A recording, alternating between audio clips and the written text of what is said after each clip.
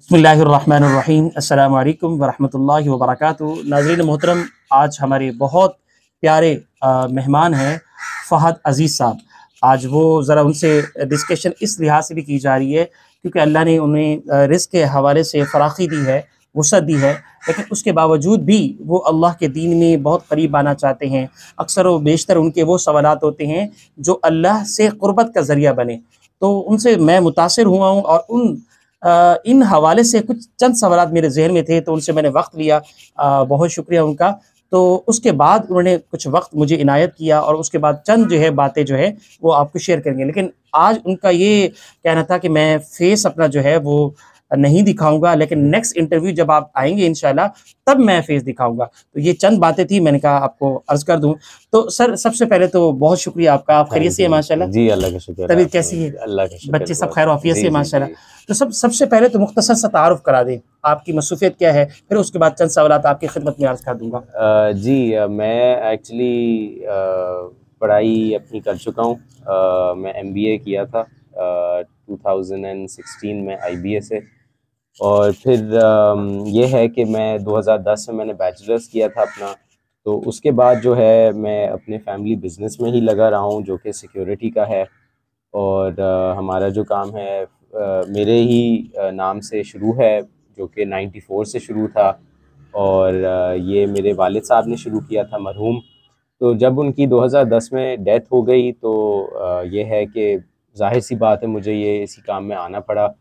तो अब आप देख लें कि 13 साल हो गए हैं इसी काम को करते हुए, और यही है जो पेशा हम शुरू से कर रहे हैं। अच्छा, ये तो सर बहुत अच्छी बात है कि आपके तवज्जुह से अगर कोई जॉब करना चाहे या फिर आपका कॉन्टैक्ट नंबर दिया जाए, चूँकि जी, ज़ाहिर है आज का ये जो माहौल चल रहा है या फिर आज के जो हालात चल रहे हैं, तकरीबन हर दूसरे आदमी को जो है जॉब की ज़रूरत जी, होती है। बिल्कुल सही। ये मुनासिब है कि सर आपका जो है वो एक नंबर दे दिया जाए या फिर आपका जो इसी तरीक़े से पीआईओ उनका नंबर दे दिया जी, जाए, जी, तो ये बिल्कुल, मुमकिन है कि वो बिल्कुल। जॉब के लिए आपको अप्लाई कर जी, सकते हैं सर? एब्सोल्युटली। और मैं आपको अपने जो मेरे ह्यूमन रिसोर्स के जो मैनेजर हैं, जो ये सारी चीज़ें देखते हैं, मैं उनका नंबर भी आपके साथ शेयर करूँगा।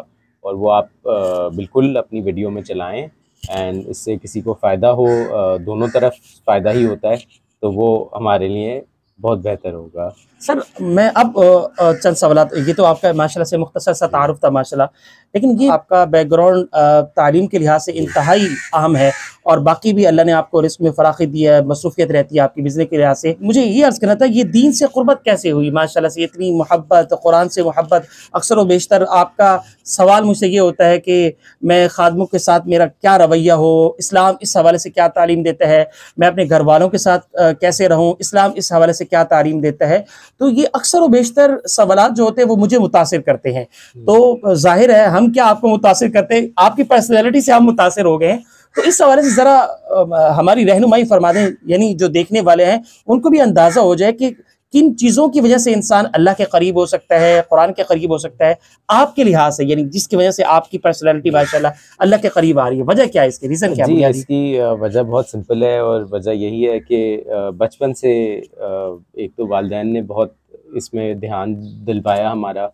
और कुरान हमें बहुत बचपन से हमने शुरू कर दिया था। तो ये है कि फिर देखते भी थे वालिदैन को नमाज़ पढ़ते हुए, रोज़ा रखते हुए, तो उससे एक तो फिर दिलचस्पी बढ़ी। और फिर जब दिलचस्पी बढ़ी, जब पढ़ा मज़हब के बारे में, जब सारे मौज़े देखे अपनी इस दुनिया में भी मैंने खुद देखे हैं ऐसे मौज़े जो कि जिसका कोई जवाज़ नहीं है, सिवाय कि ये कि इसका कोई अल्लाह ताला ही इसके पीछे है। तो फिर उससे यकीन भी बढ़ा। फिर ये है कि अल्लाह ने इतना कुछ दिया है, करवाया है, इतनी नेमतें दी हैं, तो उसका फिर शुक्र अदा भी करना चाहिए। तो वही इसी तरह शुक्र अदा हो सकता है कि आप कुरान की तफ़सील पढ़ें, आप नमाज़ पढ़ें, आप कुरान के बारे में सवालात पूछें।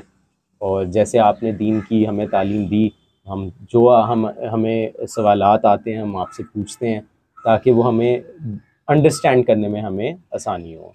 सर, एक और सवाल जी, आपसे मैं पूछना चाहूँगा कि सर, मैंने चंद सालों में आपके साथ ताल्लुक़ रहा है तालीम व तदरीस का, तो ये ईमानदारी आपके अंदर बहुत ज़्यादा है, वक़्त जी, की पाबंदी, ये अक्सर और बेशतर लोगों में कमी कुताही होती है, इस हवाले से ये कहाँ से ये चीज़ आई है? एक सेकंड भी अगर लेट हो जाए तो आप कहते हैं मैं लेट हो गया, और अगर कोई दूसरा लेट हो तो उसको तवज्जो दिलाते हैं कि नहीं वक्त की कदर करो, तो ये चीज़ें कहाँ से आई सर? जी, ये मैं इसकी जो दाद दूंगा अपने वालिद साहब को, मरहूम को दूंगा, क्योंकि वो थे फौज से। जी तो फौजी निज़ाम तो आपको पता ही है कि वो वक्त से चलता है, जी और उसमें ये बताया गया है कि अगर 10 मिनट पहले आएँ तो फिर आप टाइम पे आते हैं, अगर आप वक्त पे ही आएँ तो आप फिर लेट हैं। तो इसी चीज़ को हमने बचपन से ही सीखते हुए आए हैं कि टाइम से पहले पहुंचना है, टाइम पे नहीं पहुंचना। तो जब भी मैं कहीं पहुंचता हूं तो मैं कोशिश यही करता हूं, अगर 3 बजे का टाइम है तो 2:50 पे पहुंच जाऊं, और ऐसे करके तो यही तवक्को मैं दूसरे लोगों से भी चाहता हूं कि वो, उनको भी ये एहसास हो कि किसी का वक्त जो है वो बहुत कीमती होता है, और अगर किसी ने आपको वक्त दिया है या किसी ने आपका वक्त लिया है तो दोनों को इज्जत देनी चाहिए। तो सर इस लिहाज से यानी यही बुनियादी वजह बनी है कि अल्लाह से करीब और कुरान से करीब, और वालिद साहब माशाल्लाह वक्त के बड़े पाबंद थे, जी तो इसी तरीके से वालदा साहब भी यकीनन पाबंद जी होंगी। जी, बिल्कुल तो सही। ये पूरा सिस्टम आपका इस लिहाज से आगे बढ़ रहा है। जी बिल्कुल सही, और आप देखें कि आपका जो मज़हब है वो भी आपको वक्त की पाबंदी ही सिखाता है। अगर आपने नमाज़ पढ़नी है तो आपने वक्त पे पढ़नी है, अगर आपने वज़ू करना है नमाज से पहले तो आपने सब चीज़ को शेड्यूल करना है, अगर आपने जुमे नमाज पे पहुंचना है तो आपने टाइम पे पहुंचना है। तो ये सारी चीज़ें आप देखें कि आपका मज़हब भी आपको टाइम की बहुत पाबंदी सिखाता है, और आपको उस तरह चलना पड़ता है कि अगर आपकी फजर की नमाज है तो आप ये थोड़ी कि आप अज़ान पे ही उठेंगे, आप अज़ान से पहले उठेंगे, आप अपनी दुआ करेंगे, आप अपनी वज़ू करेंगे, और फिर आप अपनी नियत बांध के आप अपनी नमाज पढ़ेंगे। तो मज़हब जो है हमें बहुत चीज़ें सिखाता है, उसमें से एक चीज़ जैसे आपने कहा कि एक तो वालिद साहब की थी, वो भी था तरबियत। इन्फ्लुएंस, तरबियत थी, और दूसरा ये कि आप देखें आपका मज़हब आपको टाइम की पाबंदी बहुत सिखाता है। सर मज़ीद आपसे मैं 2 सवाल करना चाहूँगा। एक सवाल तो मेरा ये है कि आपके जो ख़ादिम हैं, उनके हुँ, साथ आपकी क़ुर्बत इस लिहाज से इंतहाई बहुत करीब है। हुँ, वो चूँकि अक्सर मैंने नोट किया है कि आपका जो पुराना जो ख़ादिम हो, नौकर हो, जी, तो अगर आप छोड़ के चला जाए तो बारहा आप कहते हैं कि नहीं आप आ जाएँ। तो वो मैंने देखे अक्सर व बशतर वो पुराने लोग ही आपसे काम कर रहे थे जिसने 10 साल, 15 साल। जी। तो इसकी क्या वजह है? क्योंकि वो चूँकि मैंने अक्सर देखा है ये इस जी लिहाज से। उसमें यही वजह है कि हम इनके साथ असूल पे चलते हैं, और हम यही चाहते हैं कि ये भी हमारे असूल पे ही चलें। तो असूल जब कायम करना होता है तो उसमें बाज़ औक़ात लोग नहीं चल पाते, वो चले जाते हैं तो वापस नहीं आते। तो ये है कि पुराने बंदे की फिर कदर भी करनी चाहिए। तो इसी तरह मैं भी और मेरी वालिदा साहिबा भी जो हैं, वो यही कोशिश करते हैं कि पुराने बंदे की कोई मजबूरी हो, कोई तो हम उसको देख लें, मदद कर लें, उसकी कोई कोताही हो, दरगुज़र कर लें। तो ये है कि अल्लाह ने इसमें हमारी बहुत मदद की है कि लोग हमारे घर से रिज़्क़ कमा लेते हैं, और हम तो इसी चीज़ पे बहुत खुश हैं कि ज़रिया हमें अल्लाह ने बनाया उनके लिए। तो इस बात में हम बहुत खुश सर हैं। दूसरा सवाल मेरा आपसे ये है कि जी, आप अपने बच्चों की तरबियत के लिहाज से बड़ा जी, फ़ोकस फरमाते हैं, जी, चूँकि अक्सर व बेशतर मैंने देखा है, बहुत सारे ऐसे लोग होते हैं जो इस लिहाज से कोताही करते हैं कि बस बच्चों को लाड में रखते हैं, प्यार में रखते हैं, तो वो ज़रा जो है बच्चे आज के लिहाज से वो ज़रा जो है वो उनकी तरबियत सही नहीं हो पाती। चूँकि हुँ, मुझे भी आपने मौका दिया जो है जानशीर के लिहाज से पढ़ाने का, लेकिन मैं देख रहा हूँ आप खुद भी उसमें इन्वॉल्व होते हैं, अक्सर व बेशतर खुद उनको समझाते रहते हैं, बेटा ये दिस इज़ वेरी बैड, इस तरह की चीज़ें। तो ये भी आपको अपनी वालिदा साहिबा से मिला है या वालिद साहब से मिला है, या एक फ़ितरी लिहाज से अल्लाह ने आपको दे दी है ये चीज़ें? नहीं ये जी ये सवाल ऐसे मैं आपको बताऊँगा कि ये वालिदा साहिबा की तरफ से मुझे हिदायत आई है, और उसमें से इसलिए क्योंकि उन्होंने हम पे बहुत फ़ोकस किया था। हम जब छोटे थे ज़ाहिर-सी बात है आगे पीछे हो जाते थे, तो उसमें हमारी वालिदा साहिबा ने बहुत फ़ोकस किया, जितना हम पढ़ते थे उससे डबल हमारी वालिदा साहिबा पढ़ती थीं, फिर हमें पढ़ाती थीं। जो भी हमारी कोई चीज़ करनी होती थी उस पे वो बहुत फ़ोकस करती थीं, और बहुत हमारे ऊपर मेहनत करती थी कि हम आगे जाके कुछ कर लें, कुछ बन जाएँ। तो उसी चीज़ को मद्देनज़र रखते हुए मैं भी चाहता हूँ कि ये जो मेरे साहबजादे हैं ये बेहतर करें और अपनी ज़िंदगी अच्छे इस्लामिक तरीके से जिएं। सर मेरा एक और सवाल है कि माशाल्लाह अल्लाह ने आपको बेहतरीन अंदाज में रिज़्क़ दिया है, लेकिन उसके बावजूद भी आप रोज़ा, नमाज के पाबंद हैं, अखलाक के पाबंद हैं, वक्त के पाबंद हैं। दरअसल बुनियादी तौर पर इस्लाम की यही तालीम है। तो ये जो अखलाक की पाबंदी है, ये वो सारी चीज़ें हैं, इसके लिए आपका रमज़ान के लिहाज से लोगों के लिए क्या पैगाम है? आप माशाल्लाह से पढ़े लिखे हैं और अल्लाह ने आपको रिज़्क़ भी दिया है, ये सारी चीज़ें अल्लाह ने आप पर नेमतें तमाम की हैं। आप लोगों को इस हवाले से क्या पैगाम देना चाहेंगे? आप भी करीब हो जाएँ। जी, मैं लोगों को यही कहना चाहूँगा कि इस्लाम बहुत बहुत ही खूबसूरत मज़हब है और रोज़ा जो है, रमज़ान जो है, जो हम 30 दिन जो हमारे होते हैं, इसमें यही है कि हमें इस 30 दिन में से कुछ सीखना चाहिए और सीखना इस तरह चाहिए कि जो हम 30 दिन में करें, वो हम 30 दिन के अलावा भी करें।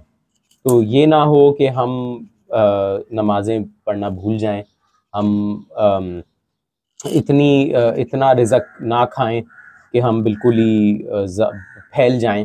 तो हमें बिल्कुल हिसाब से चलना चाहिए और जो हम रमज़ान में जैसे हम चलते हैं तो हमें रमज़ान के बाद भी ऐसे चलना चाहिए। मुझे ये लोगों को मैं पैगाम देना चाहूँगा कि मैं ज़्यादातर देखता हूँ कि अगर किसी ने सिगरेट छोड़ दी है रमज़ान में, तो वो वही चीज़ बाद में भी अडॉप्ट कर लेते हैं, सिगरेट फिर शुरू कर देते हैं। तो रमज़ान का मकसद यही है कि आपकी जो बुरी आदत थी, उसको आप ख़त्म कर दें और 30 दिन का टाइम है, उसके बाद आपको प्रैक्टिस हो जानी चाहिए। तो यही मेरी तवक्को है लोगों से। सर एक मज़ीद आपसे सवाल है कि अक्सर व बेशतर आपका जो फ़ोकस होता है, बहुत सारी चीज़ें आप माशाल्लाह पूछते रहते हैं अक्सर बेशतर, लेकिन आपका फैमिली के लिहाज से भी बड़ा फ़ोकस होता है कि मैं फैमिली को अपने इस्लाम के लिहाज से उनकी तरबियत करूँ, ख़ुसूसी तौर पर घर वालों के लिहाज से आपका क्या पैगाम है? यानी अक्सर व बेशतर देख रहे हैं तलाक़ें बहुत हो रही हैं, घर बहुत टूट रहे हैं, तो माशाल्लाह आपका हँसता-बसता घर है, अल्लाह ताला मज़ीद आफ़ियत में रखे आपको। तो इस लिहाज से आप लोगों को क्या तालीमात देना चाहेंगे? यानी किस तरह अपने घर को जोड़ सकते हैं, एक मज़बूत फैमिली बना सकती हैं, क्या चंद टिप्स देना चाहेंगे माशाल्लाह? जी, मैं यही बोलना चाहूँगा इस बारे में कि एक तो वालिदैन की इज़्ज़त वो बहुत ज़रूरी है और मैं यही कहूँगा कि वालिदैन आपकी लाइफ में सबसे इम्पोर्टेंट लोग होने चाहिए। तो वही मैं भी इम्प्लीमेंट करता हूँ अपने घर, अपने ख़ानदान में। मैं चाहता हूँ कि सब अगर सुने तो वालिदैन की सुने, अगर कोई नहीं सुन रहा तो वो गलत बात है। तो यही है कि वालिदैन की इज़्ज़त करनी चाहिए, उनके मुताबिक चलना चाहिए। जब आप उनके मुताबिक चलेंगे तो ऑटोमेटिकली आपकी बिल्कुल फैमिली सही चलेगी। माशाल्लाह, मज़ीद कुछ आप पैगाम देना चाहें? मैं यही कहना चाहूँगा कि हम बिल्कुल इस्लाम बहुत, जैसे मैंने कहा, बहुत खूबसूरत मज़हब है और इसको हमें इस पे ही चलना चाहिए हमें। हम बाज़ औक़ात चीज़ें भूल जाते हैं, हम थोड़ी दुनियावी चीज़ों पे आ जाते हैं। तो ये है कि इस्लाम पे अगर हम चलें तो हम आप देखिएगा कि दोनों चीज़ें आपकी सही रहेंगी। एक तो आपकी दुनियावी चीज़ें भी सही रहेंगी और रूहानी चीज़ें भी सही रहेंगी। यही मेरा पैगाम है। सर जैसे कि आपने फरमाया कि आपका जो ताल्लुक़ है वो बिज़नेस के लिहाज से है, तो पाकिस्तान के जो आजकल हालात हैं आपके इल्म में हैं, तो पाकिस्तान की मईशत के हवाले से कुछ आरा हो, इन जिस तरह आपके माशाल्लाह बहुत सारी क्वालिटीज़ अल्लाह ने आपके अंदर रखी है, ईमानदारी है, हुस्न अखलाक है, घर वालों का ख़्याल रखना है, वालिदैन के साथ इज़्ज़त एहतराम से पेश आना है, कुरान से जो है करीबी ताल्लुक़ है, बच्चों की तरबियत का अच्छा आपका लिहाज है। तो ज़ाहिर है आप माशाल्लाह बिज़नेस मैन हैं, तो बिज़नेस के लिहाज से या पाकिस्तान की सियासी सूरत हाल को देखते हुए उनको आप क्या मैसेज देना चाहेंगे ओवरऑल? जी, ओवरऑल मैं यही मैसेज देना चाहूँगा कि बात वहीं आ जाती है कि हमें इस्लामिक तरीके पे चलना चाहिए और बिज़नेस में भी हमें यह है कि आजकल झूठ और फ़रेबी और ये सारी चीज़ें बहुत आ गई हैं क्योंकि हम मज़हब से हट गए हैं। तो कभी भी किसी चीज़ का नाजायज़ फ़ायदा नहीं उठाना चाहिए। अगर आपका रोज़ा है वो आपके लिए है, किसी और के लिए नहीं है, अल्लाह के साथ आपका अपना वास्ता है, तो उसकी वजह से आपके काम की प्रायोरिटीज़ नहीं कम होनी चाहिए कि मेरा रोज़ा है मैं ये नहीं कर सकता, मेरा रोज़ा है तो मैं आज नहीं आ सकता, मैं कल नहीं आ सकता, मैं 30 दिन नहीं काम करूँगा। ये गलत है, ये चीज़ नहीं है। काम भी आपकी इबादत है, और जैसे आप इबादत कर रहे हैं तो आपको काम भी करना चाहिए, और इसी से मईशत भी बेहतर होगी, और इसी से लोगों के लिए आसानियत भी होगी। मतलब आप ये फरमा रहे हैं कि मतलब अपने काम को काम समझिए, वक्त पर बिल्कुल। आएं और पूरा काम करें। इससे न सिर्फ आपको फ़ायदा होगा बल्कि आपके मुल्क को भी फ़ायदा होगा। जी, तो जी, जी, बिल्कुल। काम से ही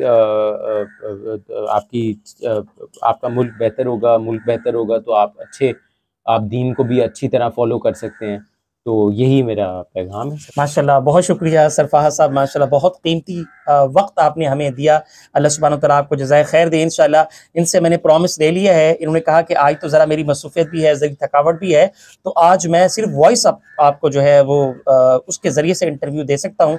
लेकिन इंशाअल्लाह नेक्स्ट इंटरव्यू, इनका खूबसूरत पर्सनैलिटी है माशाल्लाह, ये इनका फ़ेस भी आएगा, हमें तालीम व तदरीस से आगाह भी करेंगे, और इनकी जो कामयाबी का एक मामला है वो भी बताएँगे कि आप किस तरह एक कामयाब शख्स हो सकते हैं।